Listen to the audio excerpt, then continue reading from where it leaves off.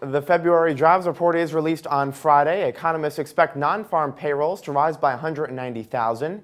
Here with more on what to expect is Michael Hanson, a senior economist with Bank of America Merrill Lynch. And Michael, it's good to see you. What's your base case for the Friday report?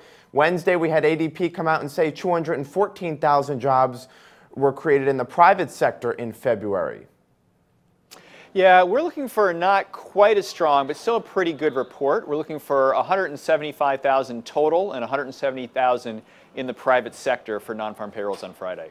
And what about wages? Will it be the same sort of story with wages, about a 0.5% increase for the month? I would be very surprised. I think that was a little bit of an outsized move, and we're expecting a bit of a give back for February. So looking for a 1%, or excuse me, a 1/10 increase on the month. That would keep the year-on-year rate steady at 2.5%, however.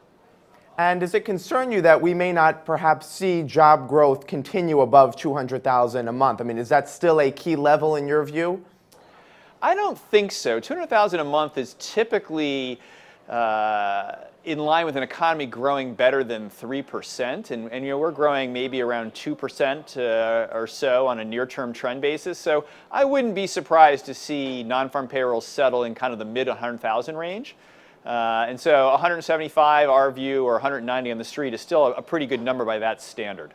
All right, now with all of this in mind, how do investors process this in terms of the Federal Reserve's next meeting? Of course, this is the final labor report before that critical March meeting. That's right, and I think that that's not the key indicator for the Fed anymore. Obviously, they want to see continued improvement in the labor market.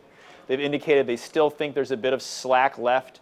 But I think the focus now is on two things. First, the inflation outlook, and you've got some divergent signals there. Recent inflation data has been better, but inflation expectations have been kind of slipping.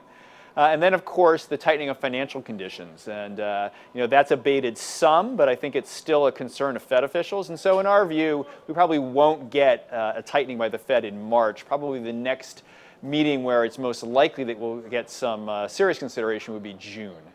And how many rate hikes are you looking at for 2016? Right now, we think 2 is most likely, given that we probably still have some bouts of volatility in the markets going forward.